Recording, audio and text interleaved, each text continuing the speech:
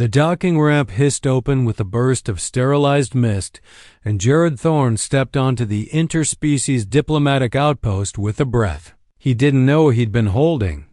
The station's corridors stretched out before him, sleek, polished, and humming with quiet energy. Human engineers had built the framework, but the Valkyrie had refined it.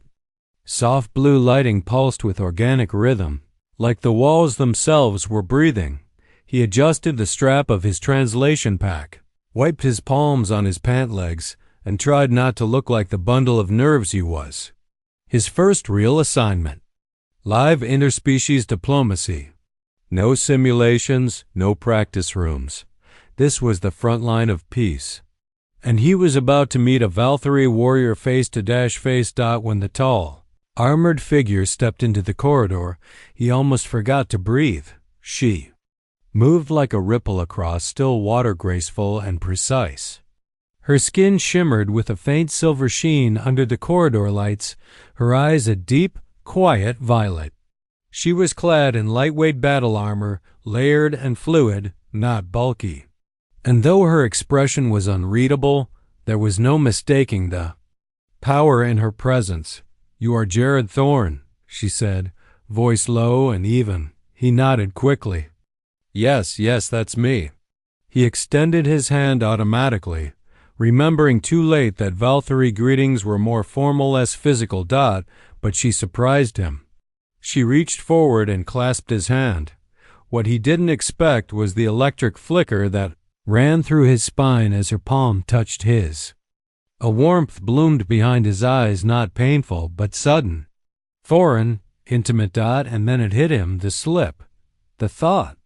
Unfiltered, raw. She's beautiful, strong, elegant. Oh God, her eyes. Her lips.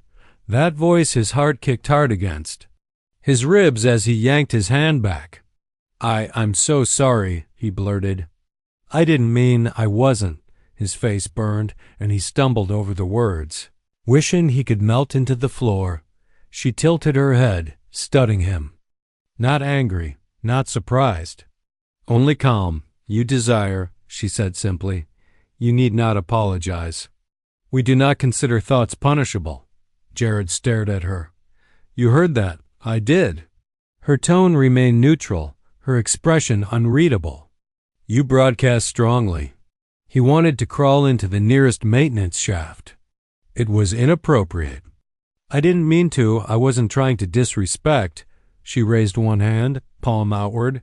"You did not act. You only thought. Among my kind, only actions carry consequence." He swallowed.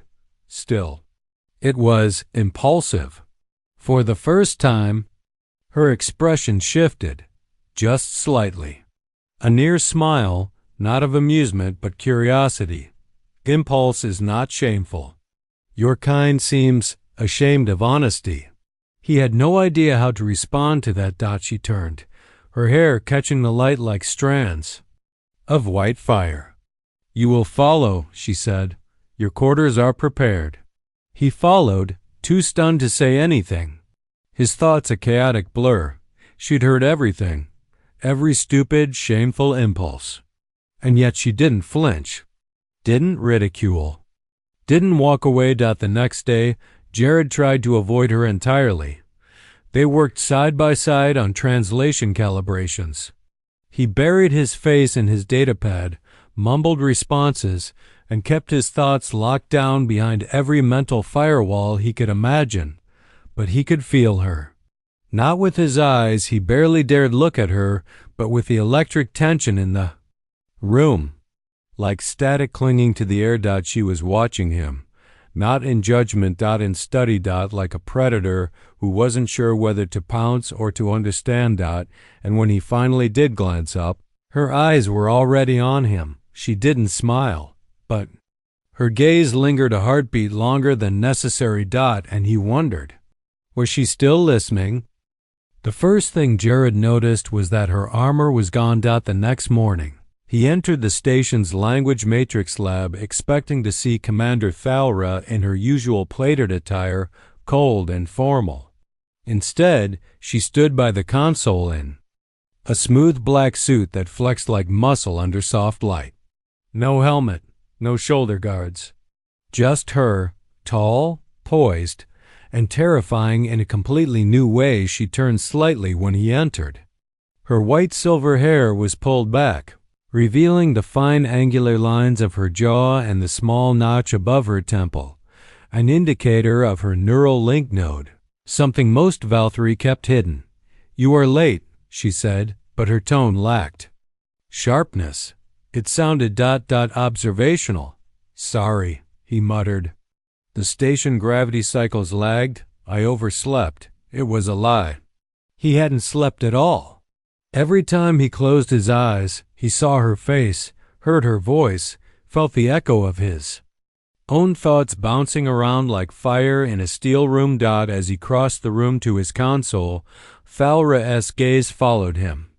Jared could feel it like a magnetic pull along his skin. He tried to stay focused, eyes locked on the glowing glyphs of Valkyrie dialects scrolling across the screen.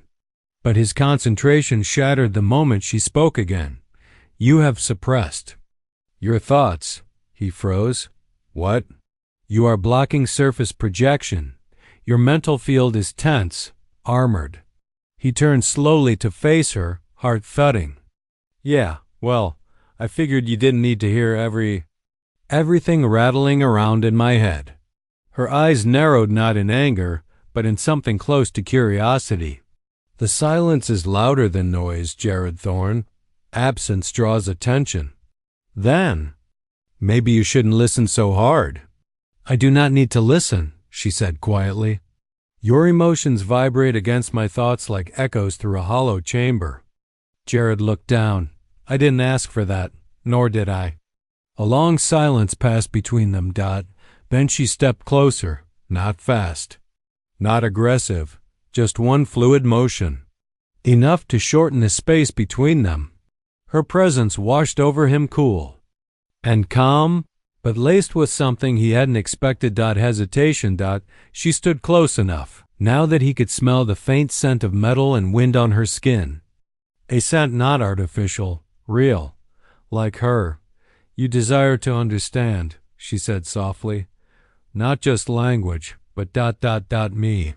He met her gaze, unsure if she was accusing or inviting.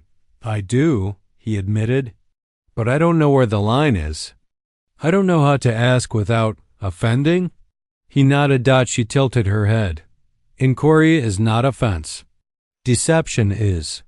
"I'm not trying to deceive you." "Then ask." "What are you doing here?" The words escaped before he could stop them. "I mean, really. A Valkyrie commander assigned to some human diplomat's assistant?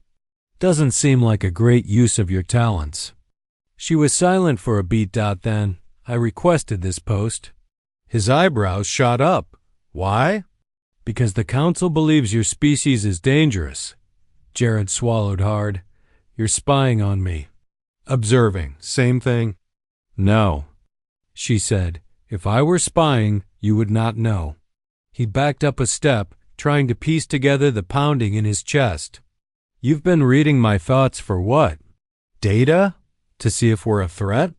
She didn't deny it. Instead, she said, "Your thoughts are erratic, chaotic, full of contradictions, desire and shame, logic and impulse. You feel deeply. You fear deeply. Your people create war and then poetry about the pain. You destroy, then mourn. You abandon each other, yet crave connection." She stepped forward again. "You are unlike anything we have encountered." Jared felt suddenly exposed, like she had ripped the walls off his mind and held them under a microscope. "Is that bad?" She studied him for a long time. Then, with unnerving softness, she said, "It is not bad, it is confusing. And confusion breeds curiosity. And curiosity, in my culture, is dangerous." He blinked. "Dangerous?" "Because it leads to questioning. And questioning leads to disobedience." He felt the room tilt slightly. "Are you saying you're not supposed to be curious about me? I am not supposed to care." The words landed like gravity on his chest. She looked away, just slightly, and he saw it, that flicker of vulnerability in the unguarded tilt of her posture. But you do. Her silence was answer enough. What happens if they find out? She looked back at him. Then I will be removed. Jared's voice was barely a whisper. And what happens to me? Nothing. You are not important. The words stung, but not in the way they might have before. She wasn't trying to hurt him. She was trying to convince herself. But her eyes betrayed her.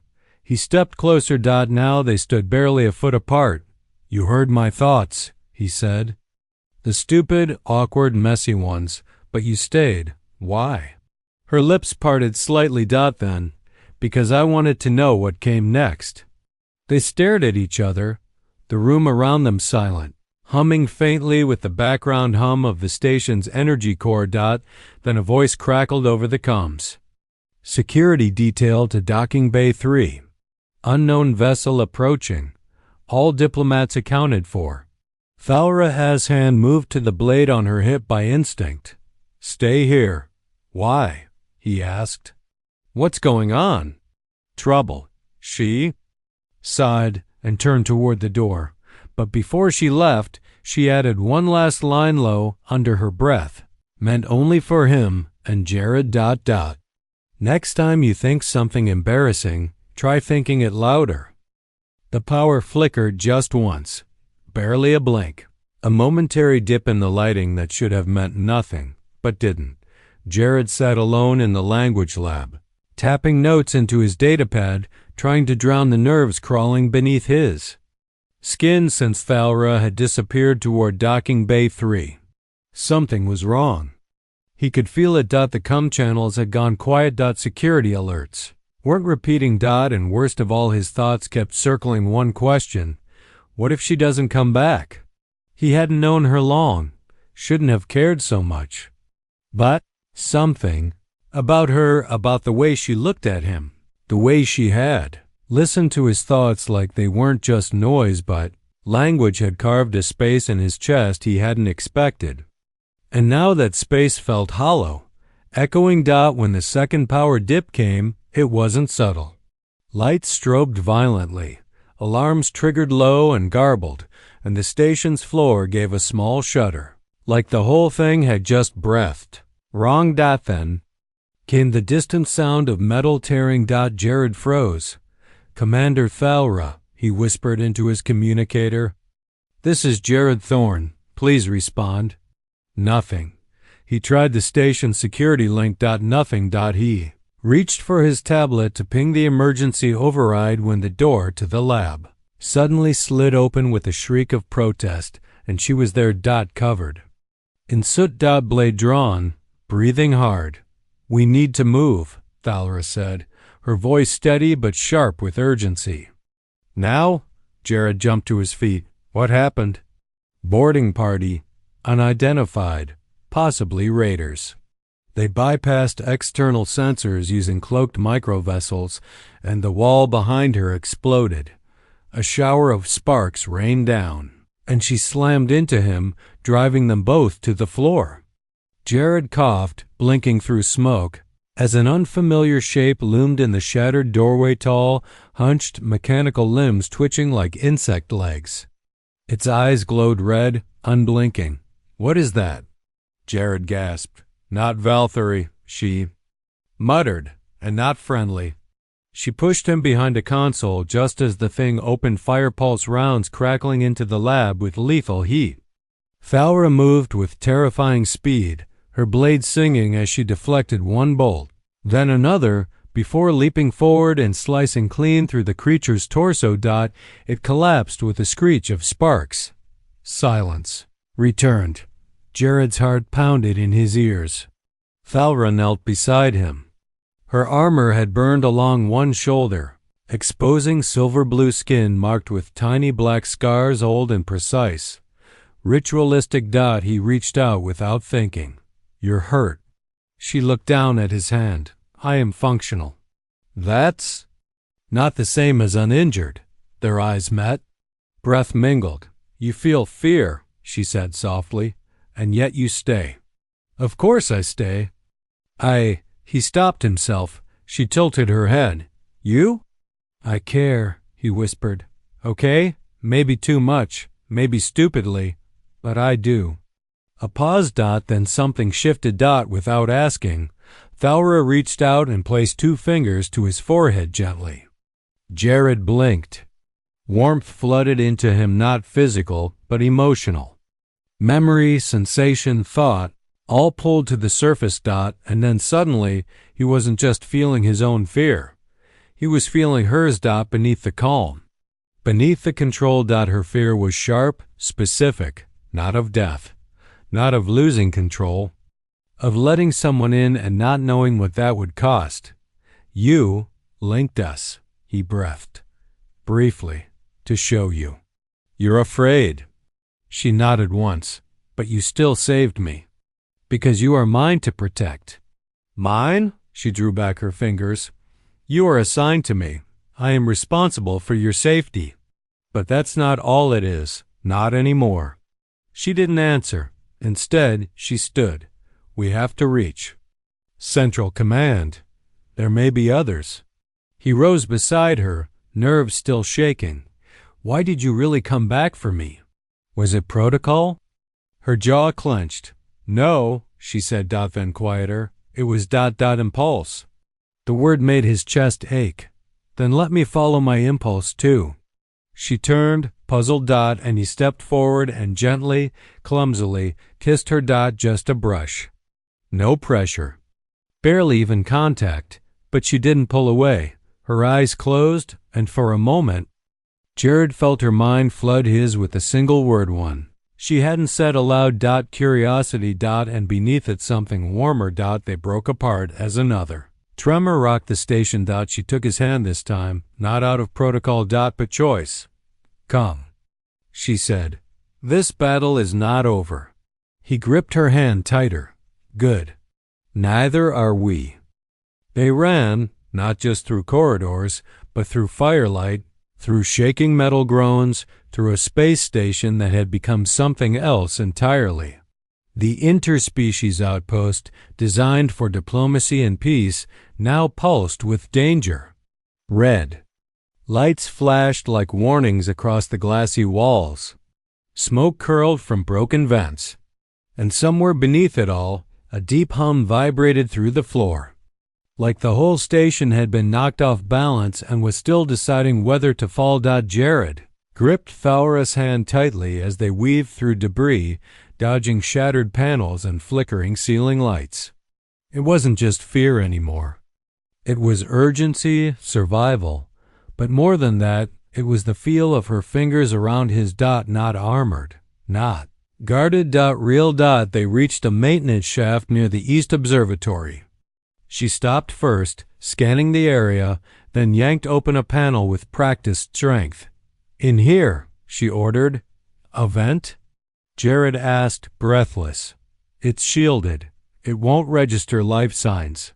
They won't find us. They crawled in, pressed shoulder to shoulder as the door sealed behind them. Silence wrapped around them like cloth, thick and suffocating. He tried to calm his breath. She didn't speak. Until finally, she said, Your impulse. Back there? His chest tightened. The kiss? Yes. A pause. He didn't look at her. I wasn't thinking, he said softly. You were thinking very loudly. Then why? Didn't you stop me? Because ... double quote. She hesitated. I wanted to know what it would feel like, to be chosen, not assigned. Those words landed like a drop of gravity in Jared's chest. You are not just curiosity to me, Jared Thorne. And that is ... inconvenient, he turned to her. Even in the dim emergency lighting, her face looked conflicted. Not unreadable like before, raw, exposed.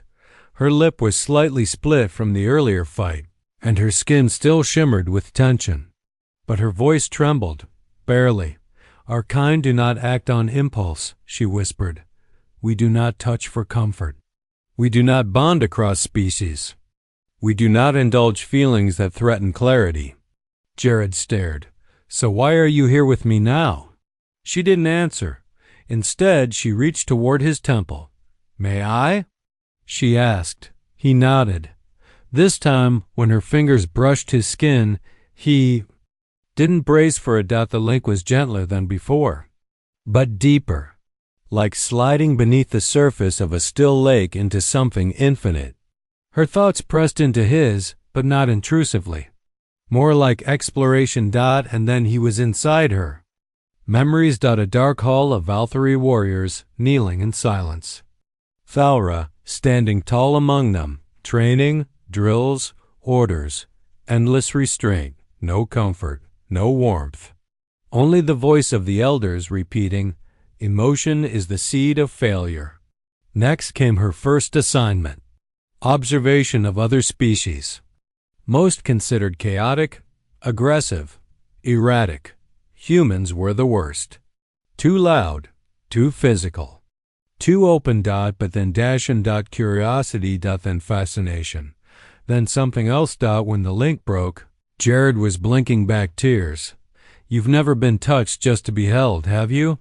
She shook her head. "It is not our way." Jared took her hand. Gently, slowly, interlacing his fingers with hers. "Then let me teach you our way, just for tonight." She looked at him not as a warrior, not as a spy, not as someone measuring a threat. She looked at him like he was a door she wasn't supposed to open, but had already stepped through. Then she said it. "You apologized for your thoughts." He felt shame rise again. "I know, I shouldn't have, but I agree." He froze. "What?" "You desired." "And I agree." Her voice was steady, but her breathing wasn't. "I want to understand what you feel," she said, "not just intellectually, but within me." He studied her face. "You don't mean conversation." "No, you mean a bond." "Yes, but that's not allowed for your people." "Then let it be our secret." She leaned forward and touched her forehead to his. The gesture was soft, deliberate, and carried more weight than any kiss. Her breath touched his skin, and he could feel her thoughts mingling again, full of heat and confusion and desperate restraint. "This is not about desire," she whispered. "This is about knowing." Jared's pulse pounded in his throat. Then, "Show me," he whispered. The link deepened. Memories blurred into touch. Emotion translated into pressure, into warmth, into quiet surrender. She let go, not of control, but of fear. For one night, the warrior and the human existed outside of rules, beyond politics, beyond species. They let themselves feel and in that small hidden vent beneath a dying station. They created something neither of their peoples had ever allowed a beginning. The first thing Jared felt when he woke was her breath. Warm, steady, close enough to fog against his neck. They were still curled together in the cramped shelter of the vent. Her arm draped across his chest, her fingers unconsciously curled into his shirt. And for a moment, just one impossible, fragile moment, he forgot where they were. Not a war-torn outpost. Not two species balanced on the edge of galactic protocol. Just two people. Two bodies that had let go of rules for one night. And in doing so, had rewritten something ancient. But that moment ended with a tremor that rippled through the floor, followed by a sharp crack from the bulkheads above. Foul single quotes. Ra jolted awake instantly. In a breath. She had pulled away, eyes narrowed. Body tensed, all softness gone. The commander returned. Jared sat up slowly, heart still thumping, not from the quake, but from the loss of her touch. "They're breaching the inner ring," she said quietly, listening. "We have minutes at best before they detect this shaft." He nodded. "So we move?" "No," she looked at him. And something passed across her face, not panic. Something closer to dread. "We separate." His stomach dropped. "What?" "No. They are tracking pairs," she explained. "If we divide, it lowers the energy signature of our movement. You may avoid detection." He frowned. You said they were hunting minds, not just bodies. She hesitated. They are. He narrowed his eyes. You're not telling me everything. A long pause. Then she said it. They are thought harvesters. He blinked. What? A species we've encountered only once before, synthetic, ancient. They consume consciousness. Not just information, but emotion, memory, identity. They leave the body alive, but the mind. Blank. His skin went cold. So why are they here? She didn't answer right away. Then, I believe. They followed me. Jared stared. You? My link with you. Last night it created a resonance. A kind of emotional frequency.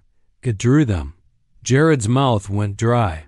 So you're saying what we did ... may have saved you or doomed us both? A silence followed, thick with fear. Then Jared shook his head. Then we don't split up. Not now. You don't understand, she said. They will take me first. I have stronger projection. More memory. More ... feeling. Then we give them something else, he said, eyes flashing. You said? They're drawn to thought? To connection? She hesitated. He leaned in. Then we give them a story. We feed them something so rich, so human, so saturated with meaning they choke on it. Give me access to the link again. Let me craft something they'll want too much. Thalra stared at him like he'd lost his mind. That's madness, she whispered. So is love, he said. And we've already crossed that line. Ah? Small spark lit behind her eyes, something like hope. Or resignation. If we do this, we burn bright. They will come. Then let's burn like hell. She reached for his forehead once more. The contact was immediate. This time, the bond flared into life with heat and purpose. Their thoughts collided like stars, merging, multiplying, resonating, and then he began to tell his story. Not just words, memories, the pain of being abandoned at 12, the isolation of always being the smartest kid but never the one people picked, the grief of losing his mother and never having the chance to say goodbye, the shame of his first failure, the first time someone said they loved him and didn't. Mean it ... and then her memories ... a childhood without affection. A battlefield at 13. A mother who trained her like a soldier, not a daughter. Her first mission. The first time she saw a human cry and didn't understand why it hurt her. Emotion spilled from the bond like fire rage. Joy, loss, hope ... and the harvesters came. Jared felt them before he saw them. Shapes of black and chrome slithering down the corridor, their movements unnatural. Not walking, not crawling, something in between. Their minds were voids. Black holes ... but then they stopped. The air thickened. They're listening. Thalra whispered through the bond. Good, Jared said aloud. Let them hear. He gritted his teeth, pushed deeper into the link, and summoned the strongest thought he could ... When I touched her, I didn't feel fear. I felt real. For the first time in my life, I wasn't alone. The corridor trembled. The creatures pulsed. Flickered ... One began to shudder, its limbs spasming like static. Jared focused harder, and when she looked at me, I saw something no war had ever taken from her. Hope. She still had hope for herself. For us.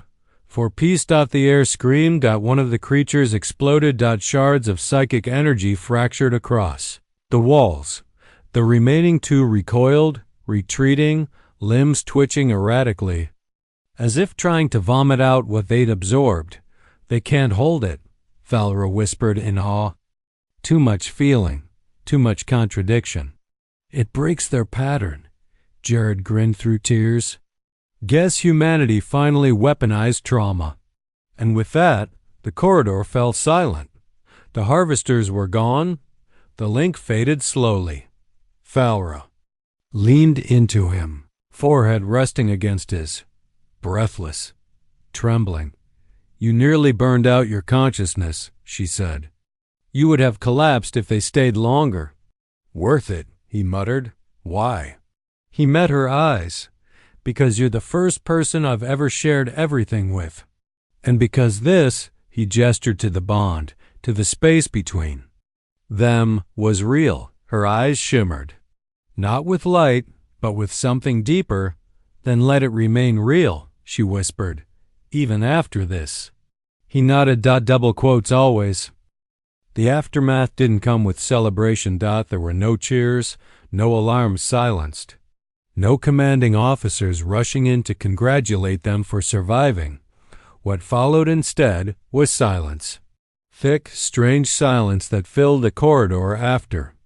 The harvesters collapsed and vanished, like the station itself was stunned. Jared sat on the cold floor, back against the wall, trying to calm the storm in his chest. He'd just pushed his mind to the edge of fracture. He could feel it, his thoughts trembling at the edges like glass left in a storm. Thalra knelt beside him, one hand gripping the side of her head, her jaw clenched tight. You shouldn't have done it, she said softly. They were going to take us, he said. I gave them something they couldn't digest. You gave them your pain, your soul. He looked up at her. You did too. They locked eyes, both shaken, both still processing the depth of the bond they had forged to survive. But then voices echoed from the hallway behind them. Static-laced, muffled, filtered through emergency coms. This is Captain Inrid of the Valkyrie Command Frigate Vrenchikar. All station personnel identify immediately. Report your status. Thalra's eyes widened. They're early. You called for reinforcements? She shook her head. No. They must have intercepted a silent distress signal from the energy spike. Jared stood, adrenaline returning in a wave. That's good, right? Rescue? No, she said firmly.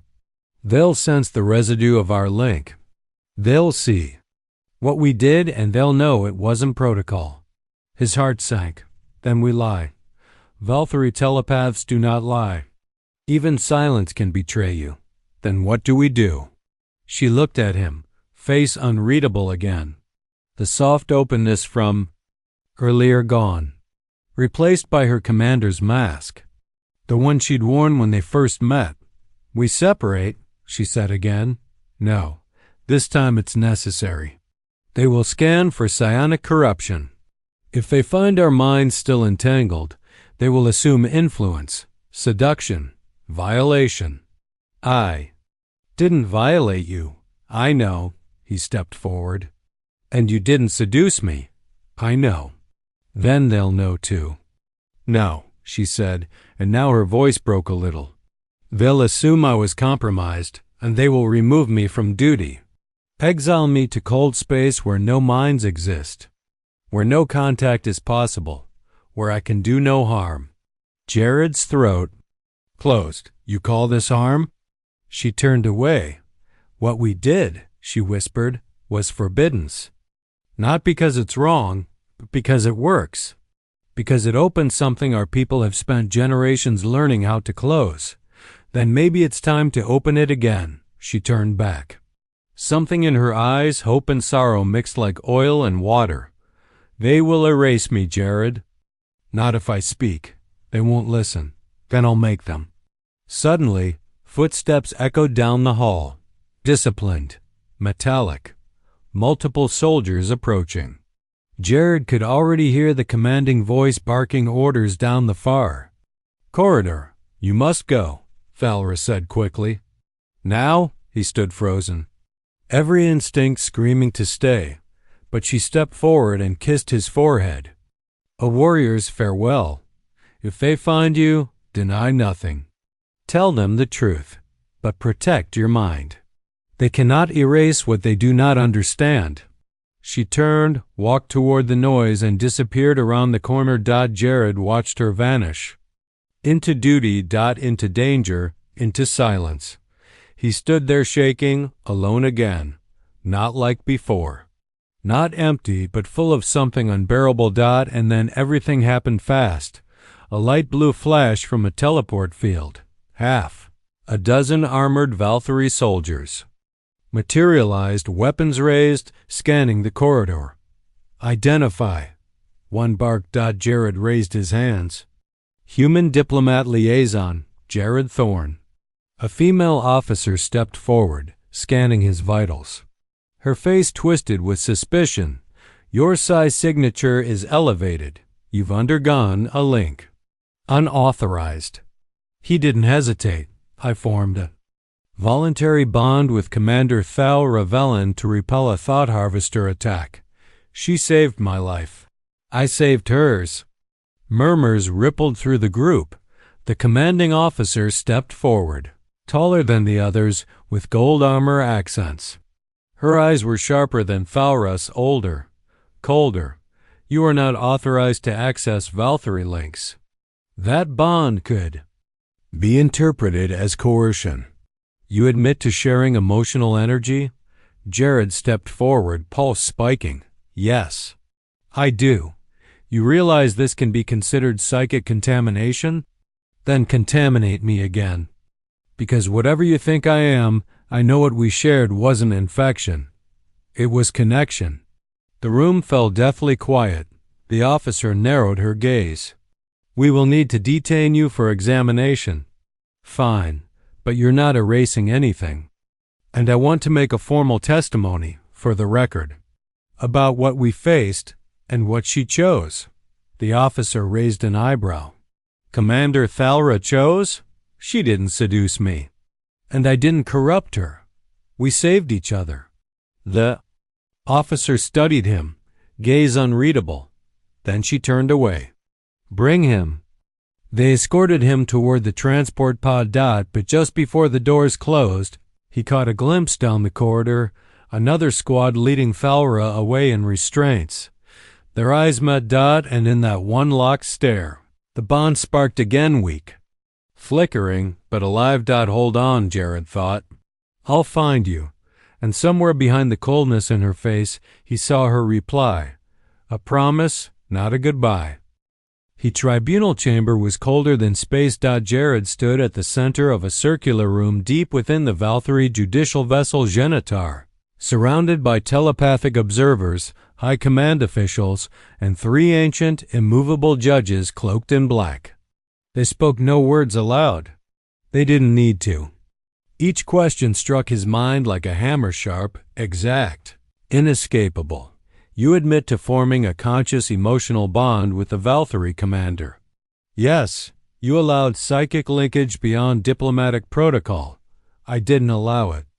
I chose it. You engaged in physical contact, emotional syncing, and thought merging without formal permission from the Interspecies Council. We were under threat. We survived because of it. You corrupted a ranking officer's judgment. No, she chose me too. The air trembled with judgment. These beings were older than nations, arbiters of what was deemed safe, stable, sacred. But none of them had been there when the harvesters came. None of them had felt what Jared felt, what Thalra had risked. He stood taller. We broke no law of the heart, he said aloud, voice shaking but fierce, only of control. Huh? Ripple moved through the minds in the chamber. One judge leaned forward. You believe your actions were justified? Yes. And not just for us, for what we discovered together, what it means. What does it mean, human? He looked at them, his heart racing. It means we've been wrong, all of us, about the danger of connection, about the idea that emotion equals instability.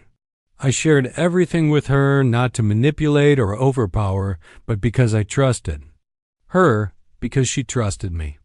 And what proof do you have of this trust? He lifted his chin. Me.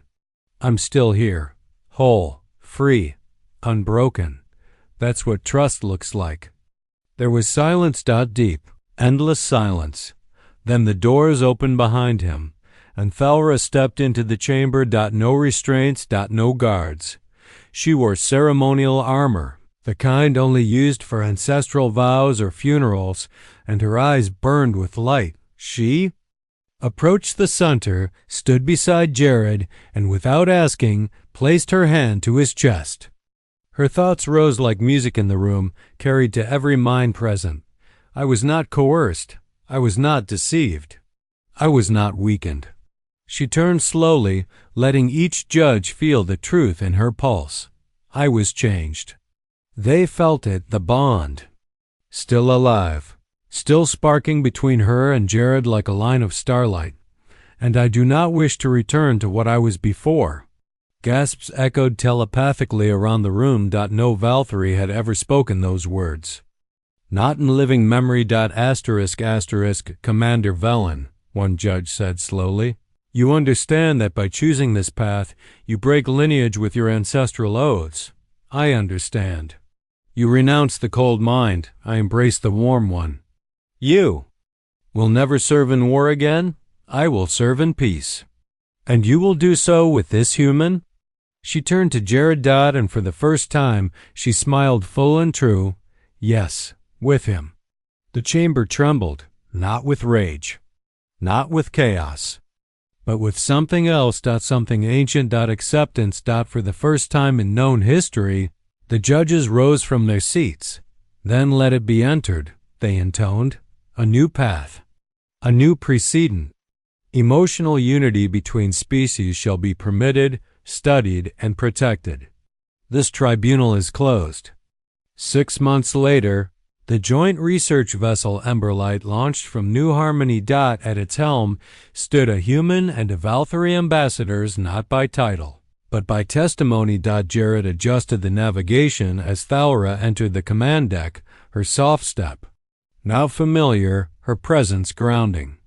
The council just approved 6 new Unity studies, she said, handing him a datapad. So we're official? He grinned. We are anomalies, she corrected, but useful ones. He stood, took her hand, and kissed her knuckles gently. Anomalies with purpose. Anomalies with history. Their hands remained clasped, fingers woven like language. And above them, the stars opened. Not silent. Not cold, but calling. In the center of the ship was a chamber of memories. Living archive where thoughts could be recorded in psionic resonance.